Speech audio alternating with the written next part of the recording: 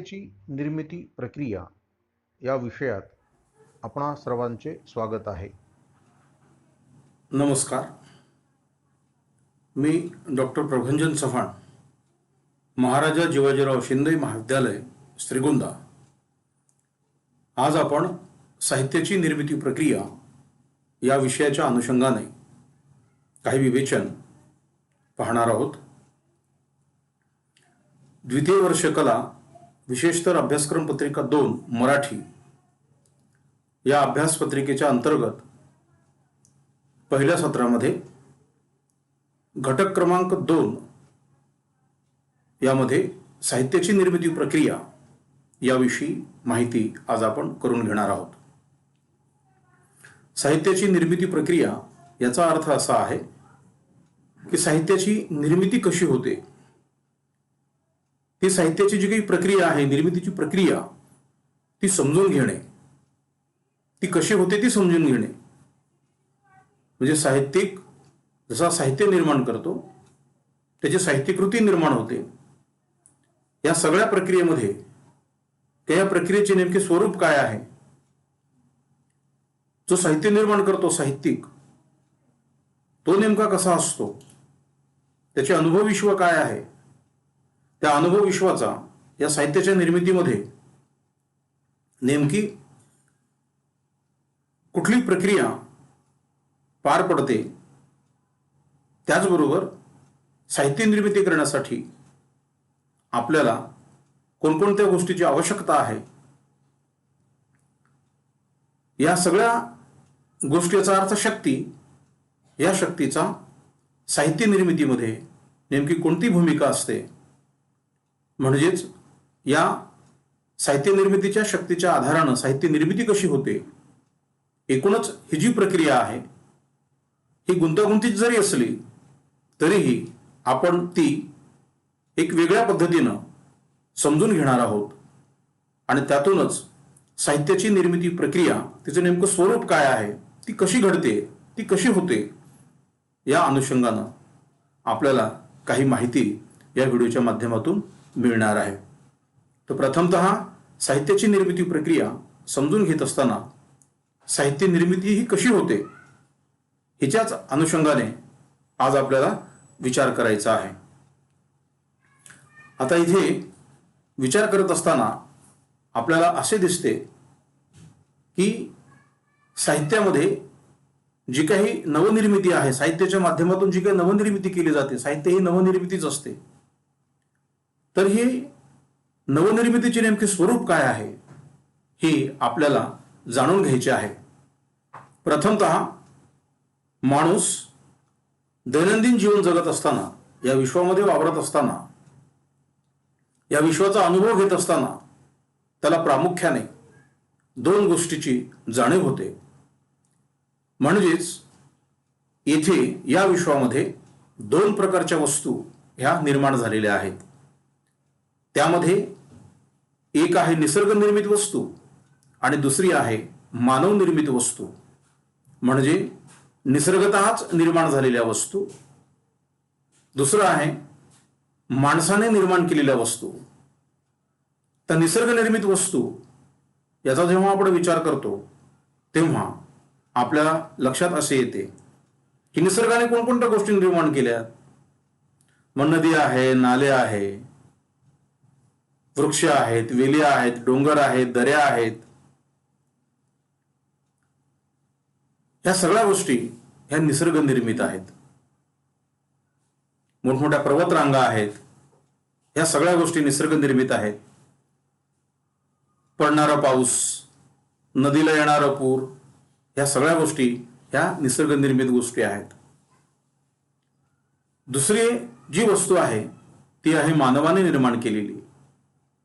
मानवाने आपल्या दैनंदिन गरजा भागवण्यासाठी, दैनंदिन गरज पूर्ण करण्यासाठी ज्या काही वस्तू निर्माण केल्या, ज्या काही गोष्टी निर्माण केल्या, त्या मानवनिर्मित वस्तू म्हणून त्याच्याकडे आपण पाहतो.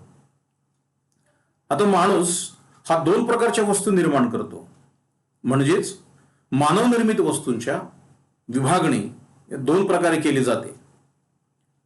एक पहिली विभागणी आहे ती म्हणजे त्याच्या जीवनाला किंवा त्याच्या व्यवहाराला उपयोगी पडणाऱ्या वस्तूंची निर्मिती.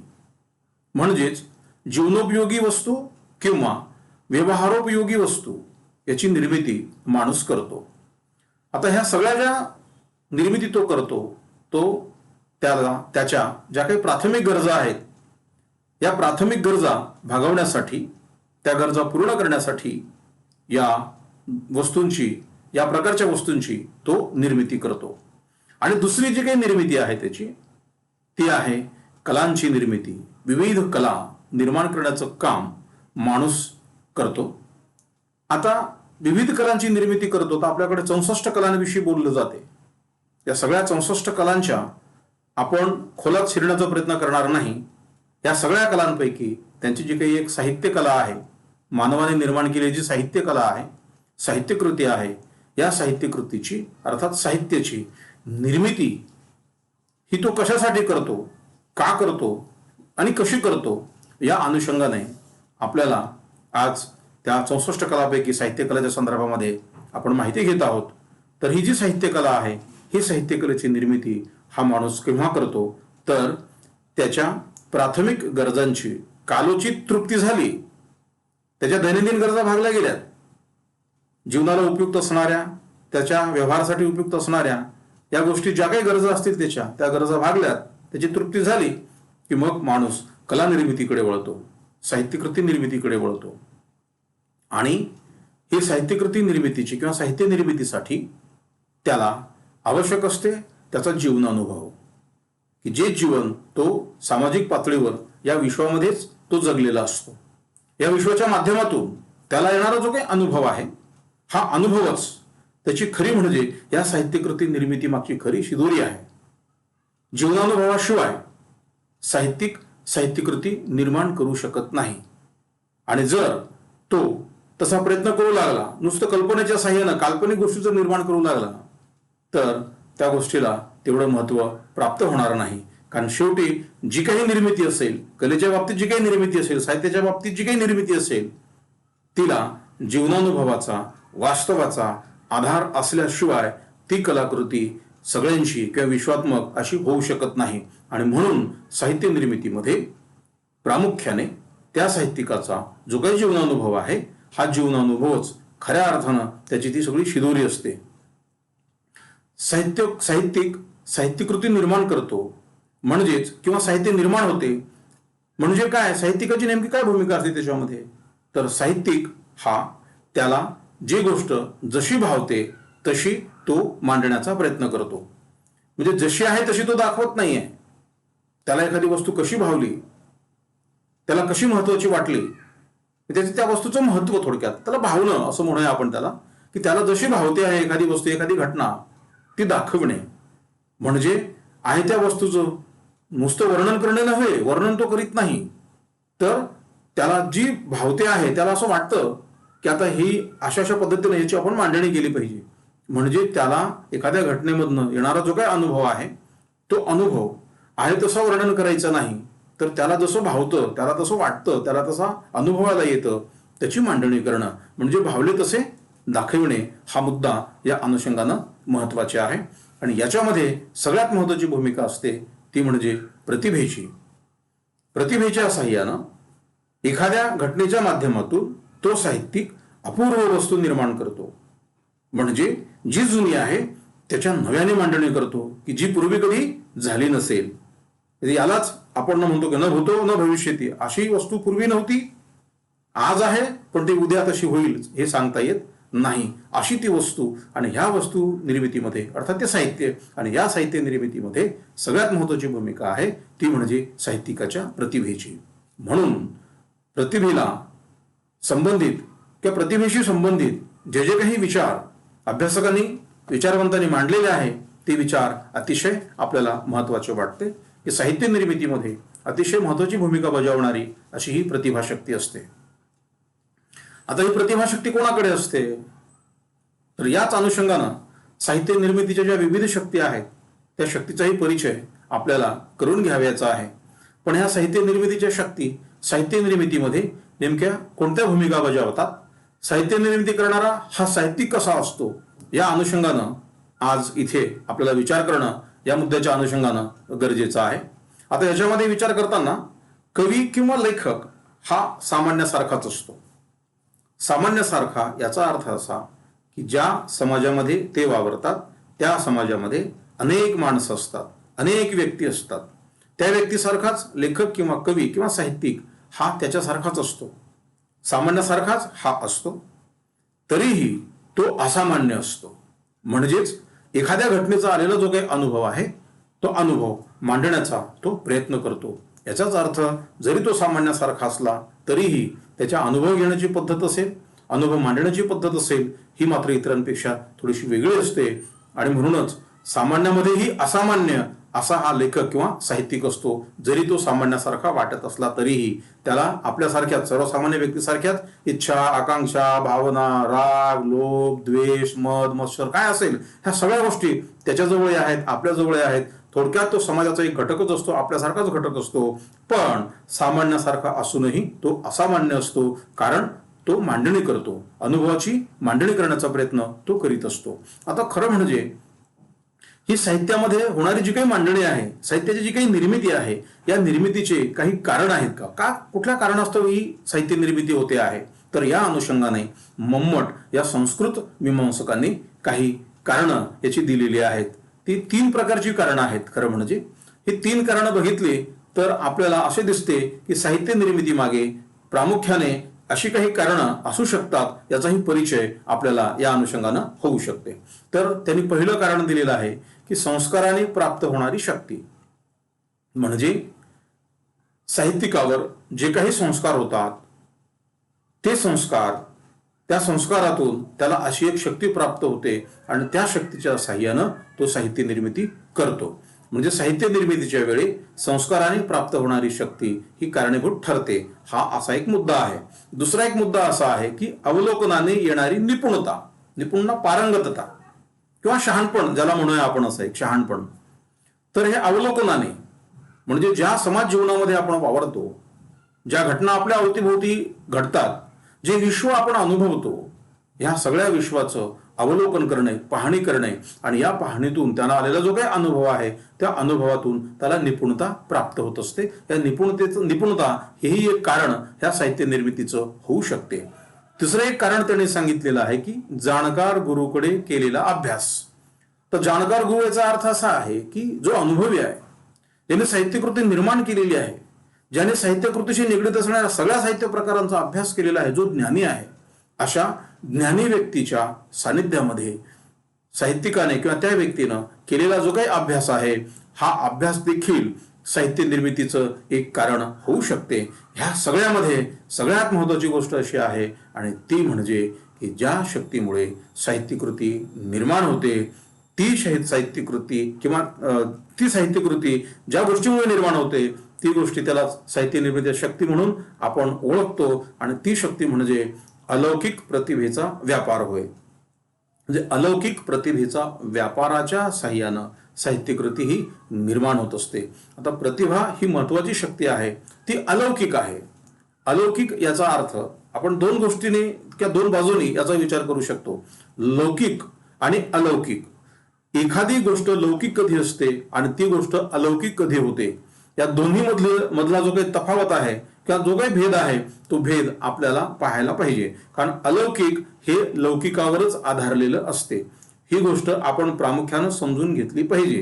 कारण मी समजा साहित्यिक आहे, मला एखादा अनुभव आला तर तो माझ्या पातळीवर लौकिक असतो.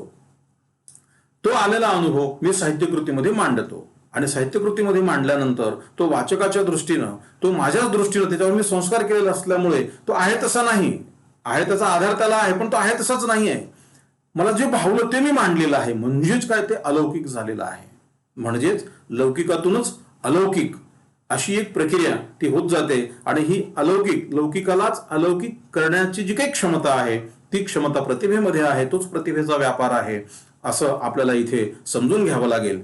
त्याचबरोबर वामन या मीमांसकाने देखील साहित्य निर्मितीमध्ये अवधान किंवा एकाग्रता या शक्तीची फार मोठी गरज आहे, किंवा हे एक कारण त्याचं असू शकतं, एकाग्रता आणि अवधान हेही कारण असू शकतं किंवा आहे असं वामन यांनी म्हटलेलं आहे. तर राजशेखर या अभ्यासाभ्यासकाने जेव्हा त्या साहित्यिकाला समाधी लागते पूर्णतः, म्हणजे त्या विषयवस्तूशी, त्या गोष्टीशी, त्या अनुभवाशी तो पूर्णतः असा एकरूप होऊन जातो, जे त्याच्यामध्ये कुठल्या प्रकारचा द्वैत राहत नाही, ते अद्वैत होऊन जातात. थोडक्यात सांगायचं म्हणजे एकच होतात. अनुभव विश्व, अनुभव घेणारी ती व्यक्ती आणि त्याची मांडणी करणारी तीच व्यक्ती, ह्या सगळ्यांमध्ये असं एक नातं निर्माण होतं की त्याला अवतीभोवतीचं कुठलंही भान राहत नाही, कुठल्या परिस्थितीला भान राहत नाही. ती वस्तू, तो अनुभव आणि तो असा एकरूप पूर्णतः होऊन जातो, म्हणजे समाधी अवस्था अशी त्याला लागते आणि यातून ती साहित्य निर्मिती होऊ शकते. आणखी एक महत्वाचं, जर या सगळ्या विवेचनातनं एक महत्वाची गोष्ट आपल्या पुढे येते, आणि ती गोष्ट म्हणजे साहित्य कृतीच्या निर्मितीमागे महत्वाचं कारण आहे, आणि ते म्हणजे प्रतिभा.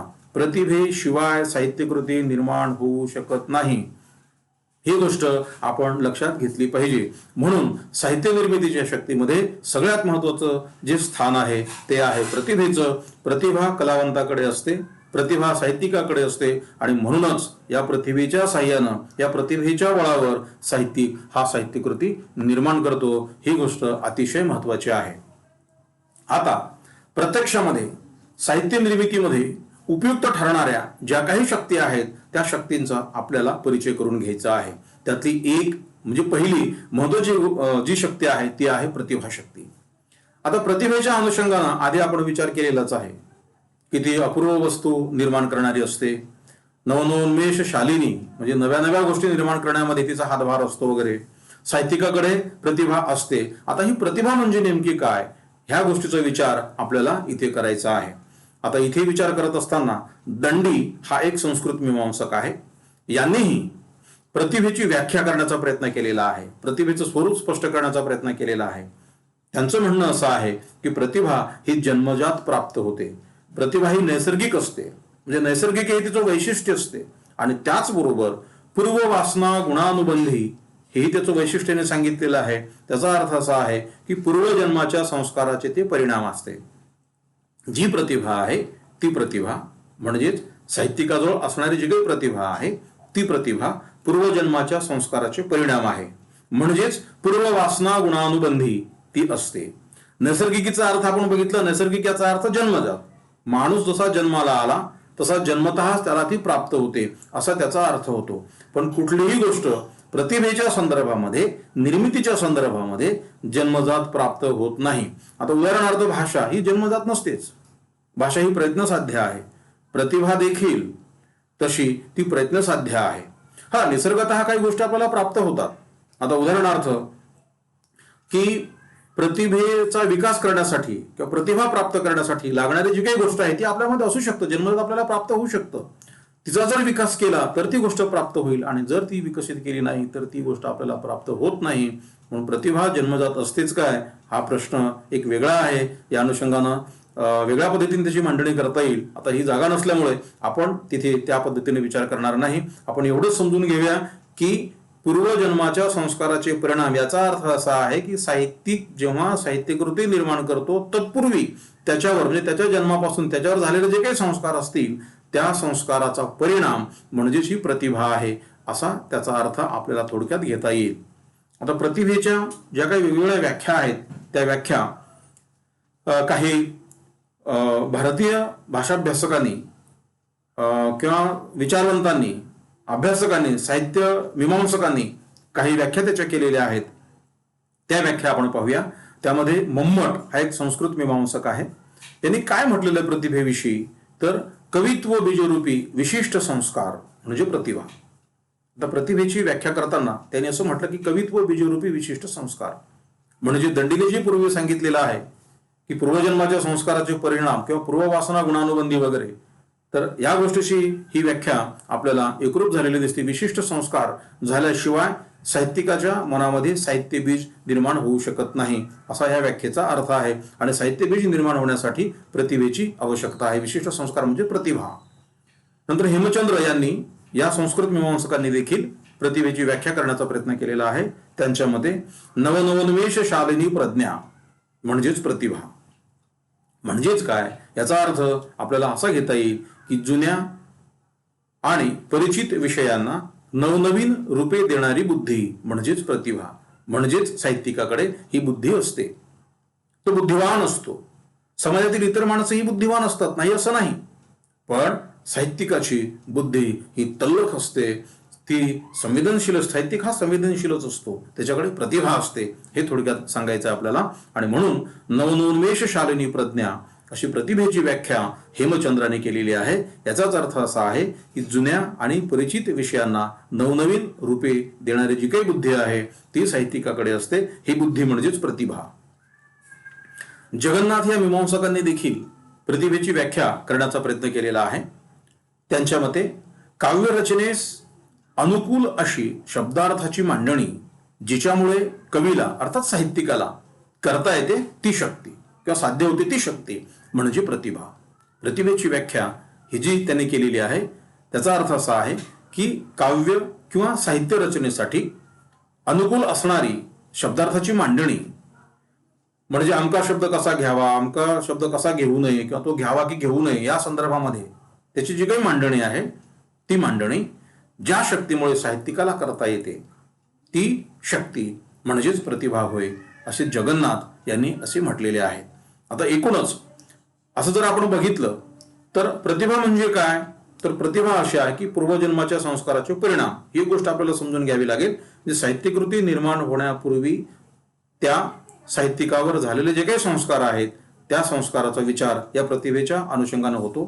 त्याचबरोबर मम्मटाने सांगितलेलं विशेष संस्कार, हेमचंद्राने सांगितलेलं नवनवीन रूपे, परिचित विषयांना नवनवीन रूपे देणारी बुद्धी, आणि त्याचबरोबर जगन्नाथाचाही अर्थ इथे या प्रतिभेच्या अनुषंगानं असा आपल्याला घेता येईल की साहित्यकृती किंवा साहित्यकृती रचनेसाठी, साहित्य रचनेसाठी अनुकूल असणारी शब्दार्थाची मांडणी ज्याच्यामुळे साहित्यिकाला ते शक्य होते अशी ती शक्ती म्हणजेच प्रतिभा, हा एकूणच त्या प्रतिभेचा अर्थ आहे. याच्या पुढेही अभिनव गुप्ताने देखील या प्रतिभेची व्याख्या केलेली आहे आणि ती व्याख्या अशी की अपूर्व वस्तू निर्माणक्षम हे वैशिष्ट्य या प्रतिभेचं असतं. याचाच अर्थ असा आहे की पूर्वी कधीही नसलेल्या नवीन वस्तूची निर्मिती करण्याचे सामर्थ्य जिच्यात आहे अशी शक्ती म्हणजेच प्रतिभा. म्हणजेच काय, अपूर्व वस्तू निर्माणक्षम ही ज्याच्यामध्ये आहे, ही क्षमता ज्याच्यामध्ये आहे ती प्रतिभा. ही प्रतिभा काय आहे तर अलौकिक अशी शक्ती आहे. आता अलौकिक शक्ती ही सर्वांच्या ठिकाणी नसते. समाजामध्ये जरी सर्व माणसं, सर्व व्यक्ती वावरत असल्या, साहित्यिक हा समाजामध्ये व्यक्ती म्हणून जगत असला तरीही सगळ्या व्यक्तींच्या ठिकाणी आणि साहित्यिकांच्या ठिकाणी, फक्त साहित्यिक जर सोडले तर इतर ठिकाणी ही शक्ती आपल्याला दिसत नाही. प्रतिभा अशी एक अलौकिक शक्ती आहे. अलौकिक याचा अर्थ आपण मागच्या याच्यामध्ये बघितलेलं, विवेचनामध्ये बघितलेलंच आहे, लौकिक आणि अलौकिकच्या अनुषंगानं. तर ही अशी अलौकिक शक्ती आहे की जिच्यामुळे साहित्यिक हा साहित्यकृती निर्माण करतो. या प्रतिभेचं आणखी एक वैशिष्ट्य आहे, ती काय करते तर नवनिर्मिती करते. नवनिर्मिती करण्याची क्षमता प्रतिभेमध्ये आहे. प्रतिभा ही शक्ती अशी आहे की जिच्यामुळे साहित्यिकाला नवनिर्मिती साधता येते, साहित्य निर्मिती करता येते. आणखी गोष्ट या अनुषंगाने, म्हणजे प्रतिभेमुळे आणखी साहित्यिकाला काय शक्य होतं ही गोष्ट या अनुषंगानं आपल्याला बघायला हवी. आणि ती म्हणजे साहित्य निर्मितीसाठी आवश्यक असणारा अलिप्तपणा आणि व्यक्तिगत अनुभवातील विश्वात्मक आशयाचा शोध हे त्याला प्रतिभेमुळेच घेता येतो. म्हणजेच काय, साहित्यिकाकडे असणारी जी काही प्रतिभाशक्ती आहे त्या प्रतिभाशक्तीच्या बळावर त्याला साहित्य निर्मितीसाठी लागणारा जो काही अलिप्तपणा आहे, जो काही वेगळेपणा आहे, तो वेगळेपणा आणि त्याला येणारा जो काही अनुभव आहे, व्यक्तिगत जे काही त्याचा अनुभव आहे, त्या व्यक्तिगत अनुभवामध्ये विश्वात्मक आशयाचा शोध तो फक्त प्रतिभेमुळेच घेऊ शकतो. आणि म्हणूनच त्याचा जो काही अनुभव आहे तो व्यक्तिगत असला तरीही तो विश्वात्मक होऊ शकतो. याला कारण आहे ती प्रतिभा, आणि ही प्रतिभा त्याला संस्कारातून ती प्राप्त होत असते, संस्कारातूनच ती त्याला मिळवावी लागते. प्रतिभा शक्ती ही अतिशय महत्वाची शक्ती आहे. साहित्य निर्मितीमध्ये तिची भूमिका अतिशय महत्वाची आहे, कारण प्रतिभा नसेल तर काहीच शक्य होत नाही. प्रतिभेच्या बरोबरीनेच दुसरी एक महत्वाची शक्ती आहे आणि ती आहे स्फूर्ती. स्फूर्तीच्या साहाय्याने देखील साहित्यिक प्रतिभेच्या बळावर साहित्यकृती निर्माण करू शकतो. आता ही स्फूर्ती म्हणजे काय? तर स्फूर्ती अशी आहे की उत्कट मानसिक अवस्था असते. साहित्यिकांमध्ये उत्कट मानसिक अवस्था म्हणजे स्फूर्ती या गुणाचा आपल्याला प्रत्यय येतो. म्हणजेच काय? साहित्यकृती निर्मितीमध्ये प्रतिभेप्रमाणे स्फूर्तीचीही भूमिका अतिशय महत्वाची आहे. एखादी गोष्ट लिहावीशीच वाटली नाही तर काय लिहिणार आहे तो? एखादी गोष्ट मांडावीशी वाटली नाही तर काय त्याला तो काय निर्माण करणार आहे? म्हणून प्रतिभेच्या बरोबरीनेच स्फूर्ती त्याच्याकडे असणं हे आवश्यक आहे. त्या अवस्थेत, मानसिक अवस्थेत ती जाणं, साहित्यिक जाणं हे अतिशय महत्वाचं आहे. आणि म्हणून उत्कट मानसिक अवस्था म्हणजेच स्फूर्ती ही गोष्ट इथे आपण समजून घेतली पाहिजे. वर्ड्सवर्थ या साहित्यिकाने स्फूर्तीच्या अनुषंगाने असे एक विवेचन केलेलं आहे, अशी एक मांडणी केलेली आहे की उत्कट भावनांचा सहज आणि उत्स्फूर्त असा उद्रेक म्हणजे साहित्यकृती निर्मिती. हे जे ते सांगतात हे स्फूर्तीच्या अनुषंगाने सांगतात. ह्या सगळ्या सांगण्यामध्येच, त्यांच्या म्हणण्यामध्ये, त्यांच्या या मांडणीमध्ये स्फूर्तीचे सूत्र हे अनुस्यूत आहे. अनुस्यूताचा अर्थ काय? दडलेला, लपलेला, पण तो आपल्याला दिसत नाहीये. प्रतिभा दिसते आपल्याला, पण प्रतिभेच्या आड ही स्फूर्ती लपलेली असते. म्हणजे ज्याचा अर्थ असा आहे की सांगितलेच पाहिजे किंवा सांगितल्याशिवाय राहवतच नाही अशी मनस्थिती जेव्हा होते, ती मनस्थिती होण्याला ही स्फूर्ती कारणीभूत ठरते. आणि म्हणूनच या स्फूर्तीच्या बळावर प्रतिभेच्या साह्याने साहित्यिक हा साहित्यकृती निर्माण करतो. एवढं महत्व या स्फूर्तीला आहे. स्फूर्तीचा थोडक्यात अर्थ जर आपण घेतलं की एक प्रेरणा घेऊया आपण. अशी प्रेरणा की जी आपल्याला अस्वस्थ करते आणि ती पूर्ण झाल्याशिवाय, मांडणी झाल्याशिवाय आपल्याला स्वास्थ्य लाभत नाही, म्हणजे साहित्यिकाला स्वास्थ्य लाभत नाही, अशी भूमिका या स्फूर्तीची असते. प्रतिभा आणि स्फूर्ती या दोन्हीही निर्मिती शक्तीबरोबर, साहित्य निर्मिती शक्तीबरोबर कल्पना शक्ती आणि उत्प्रेक्षण शक्ती या शक्तीचाही आपण इथे विचार करायला हवा. कारण या दोन्ही शक्ती देखील, प्रतिभा आणि स्फूर्ती या दोन्ही शक्तीच्या या मदतीला ह्याही असतात. कारण याच्याशिवाय या सगळ्यांच्या सहयोगानेच साहित्यिक हा साहित्यकृती निर्माण करीत असतो. आता याच्यामध्ये उत्प्रेक्षण जी शक्ती आहे तिची नेमकी भूमिका काय असते? तर ती कल्पना शक्तीशी ती निगडीत असते. आणि म्हणूनच उत्प्रेक्षण म्हणजे कल्पनांशी किंवा कल्पनाशी केलेली वैचारिक क्रीडा असते असे म्हटले जाते. म्हणजे कल्पनेच्या साह्यानेच उत्प्रेक्षण शक्ती ही कार्य करताना दिसते आहे, तिचं काम ती करताना दिसते आहे. म्हणजे साहित्य निर्मितीमध्ये उत्प्रेक्षण शक्ती ही महत्वाची आहे आणि ही उत्प्रेक्षण शक्ती ही कल्पना शक्तीच्या साह्याने ती वैचारिक क्रीडा करते असं ते म्हटलं जाते. वैचारिक क्रीडा करते म्हणजे काय? तर कल्पनेला विचाराशी ती जोडण्याचा प्रयत्न करते आहे. म्हणजेच कल्पनेला अधिकाधिक प्रकट करणे, कल्पनेला व्यक्त करणे यासाठी उत्प्रेक्षण शक्ती ही महत्वाची ठरते आहे. कल्पनात्मकतेत चैतन्याचा किंवा मानवी अंतःकरणाचा आविष्कार असतो. जी कल्पना शक्ती काय करते? तर मानवी अंतःकरणाचा आविष्कार करते. म्हणजेच मानवाला जे काही अनुभव येतं, व्यक्तीला आलेला जो काही अनुभव आहे, म्हणजेच साहित्यिकाला येणारा जो काही अनुभव आहे, मानवी जीवनाविषयीचा जो काही अनुभव आहे, त्या अनुभवाला आविष्कृत म्हणजे आविष्कार, त्या अनुभवाचा आविष्कार करण्याचं काम, आविष्कार करण्याचं कार्य ही कल्पना शक्ती करते आहे. उत्प्रेक्षण म्हणजे काय असते? तर कल्पनांचा स्वैरविलास किंवा चमत्कृती असं म्हटले जाते. म्हणजे उत्प्रेक्षण शक्ती ही कल्पना शक्तीपेक्षा आपण वेगळं करू शकतो काय? तर कल्पना शक्ती जी आहे या कल्पना शक्तीचा स्वैरविलास, मुक्त विलास, स्वतंत्र असा विलास जो आहे किंवा जी काही चमत्कृती आहे तेच उत्प्रेक्षण शक्ती आहे, हे आपल्याला समजून घ्यावं लागेल. आता इथे कल्पना शक्ती ही नवनिर्मिती साधणारी सर्जन शक्ती आहे, ते एक प्रतिभेचे एक अंग आहे. म्हणजे नेमकं काय ही गोष्ट आपल्याला इथे समजून घेतली पाहिजे. थोडक्यात कल्पना शक्ती म्हणजे व्यक्ती किंवा तो साहित्यिक जी काही कल्पना करतो आहे ती कल्पना वास्तवावर आधारित असते. वास्तवापेक्षा वेगळी कल्पना तो करू शकत नाही, फक्त त्याच्यावर तो संस्कार करतो. आपल्या कल्पना शक्तीच्या साह्याने तो संस्कार करतो. आणि म्हणूनच जेव्हा साहित्यकृतीमध्ये घडणारी जी काही घटना आहे ती घटना ती काल्पनिक असे वाटते आपल्याला, पण ते आपण स्वीकारतो. याचा अर्थ काय?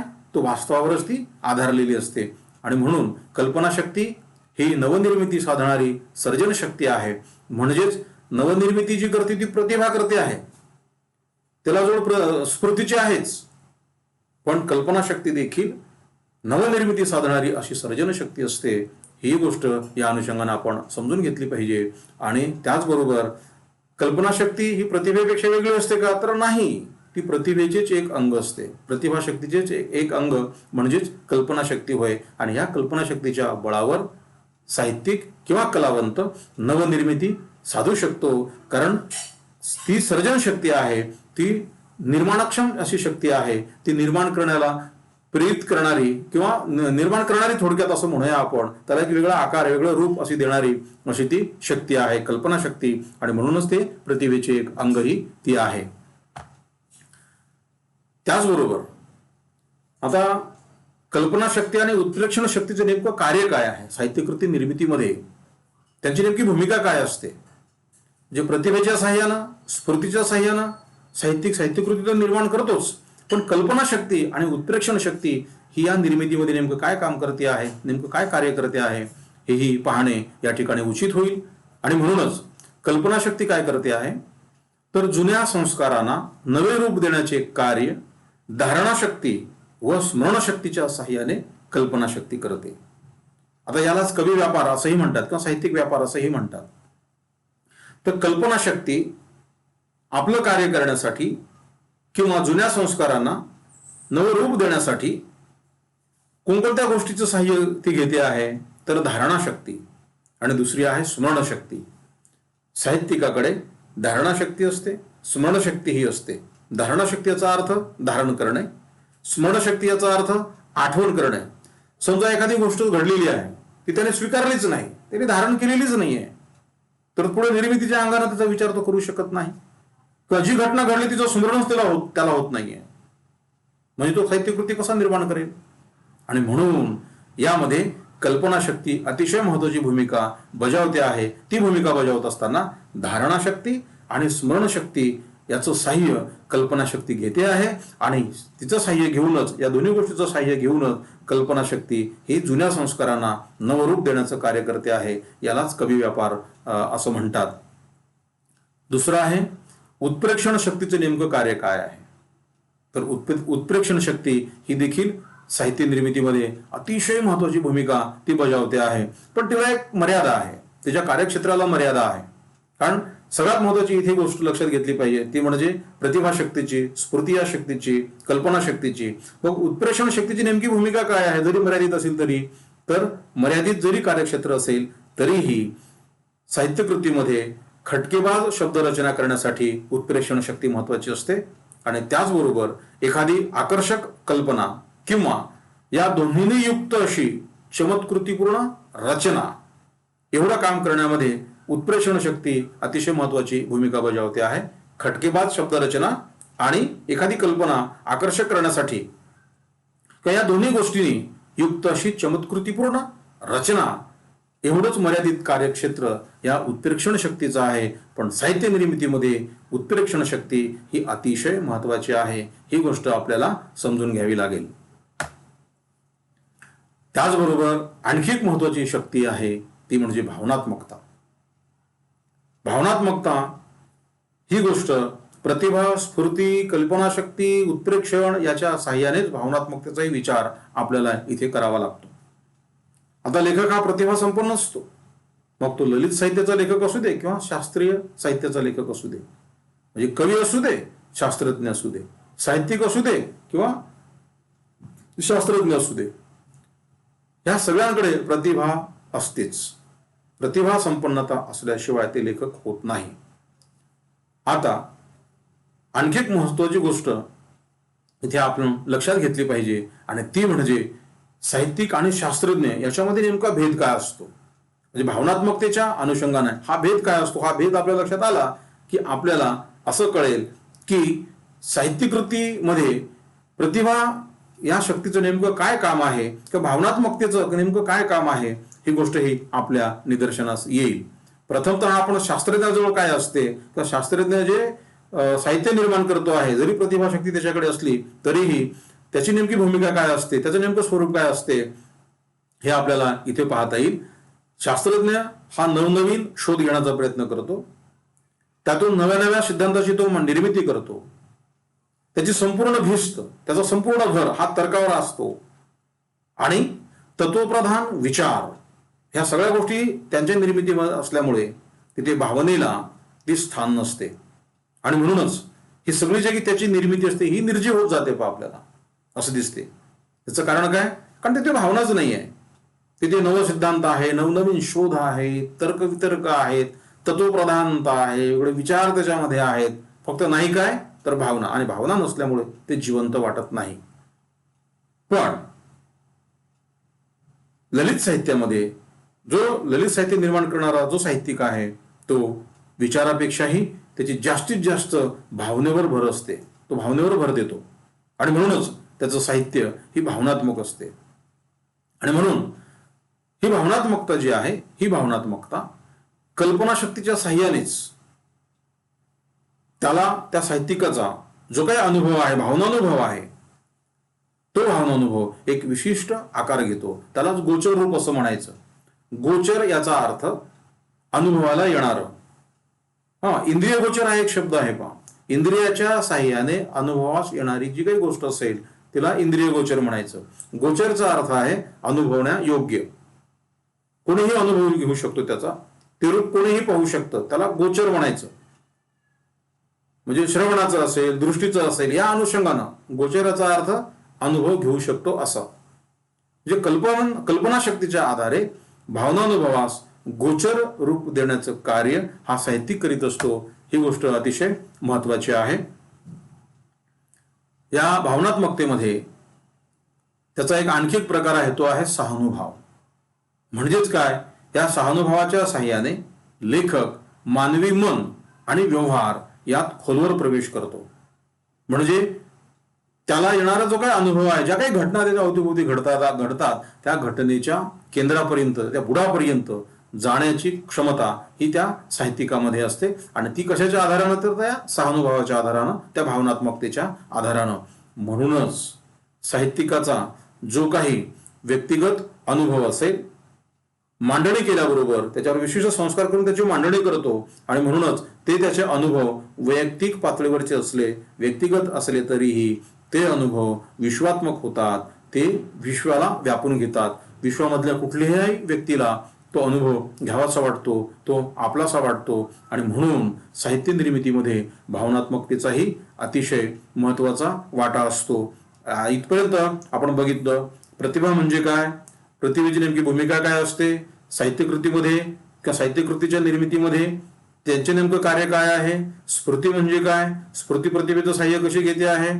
त्याचबरोबर कल्पनाशक्ती, उत्प्रेक्षण शक्ती, या सगळ्यांची नेमकी भूमिका काय आहे. सगळ्यांची कार्यप्रणाली जरी वेगवेगळी असली तरीही साहित्यकृतीमध्ये, निर्मितीमध्ये त्या एकाच वेळी एकत्र येऊन हे सगळं कार्य करतात. त्याचबरोबर भावनात्मकतेचाही तो विचार त्या अनुषंगानं आपल्याला करावा लागतो. याचबरोबर साहित्यकृती निर्मितीमध्ये किंवा साहित्य निर्मितीमध्ये आणखी काही गोष्टी महत्वाच्या असतात, त्या लेखकाच्या अंगानेच या विचार करण्यासारख्या आहेत. पण इथे थोडक्यातच त्याचा आपण तो विचार करणार आहोत. त्याच्यामध्ये लेखकाचा अभ्यास आहे, लेखकाची बहुश्रुतता आहे, लेखकाची परिस्थिती आहे आणि त्या लेखकाचं मानसिक स्वास्थ्य आहे. या चारही गोष्टी देखील साहित्यकृती निर्मितीमध्ये महत्वाची भूमिका बजावताना आपल्याला दिसतात. या शेवटच्या ज्या चार गोष्टी आहेत, लेखकाचा अभ्यास, बहुश्रुतता, त्याची परिस्थिती आणि त्याला लाभणारं जे काही स्वास्थ्य आहे, ह्या सगळ्या गोष्टी जरीही महत्वाच्या नसल्या तरीही साहित्यकृतीमध्ये यांना त्या कारणाने, त्या कारणीभूत ठरताना आपल्याला दिसतात. ही गोष्ट अतिशय महत्वाची आहे. या अनुषंगाने आपण ही सगळी चर्चा इथं केलेली आहे. आणि विशेषतः साहित्य निर्मितीमध्ये ह्या ज्या सगळ्या साहित्य निर्मितीच्या शक्ती आहेत त्या नेमक्या कोणत्या आहेत, त्याचे नेमके स्वरूप काय आहे, त्याचे कार्य काय आहे, या अनुषंगाने आपण ही चर्चा केलेली आहे. ही साहित्य निर्मिती प्रक्रियेच्या अनुषंगाने अतिशय महत्वाची अशी चर्चा आहे. धन्यवाद.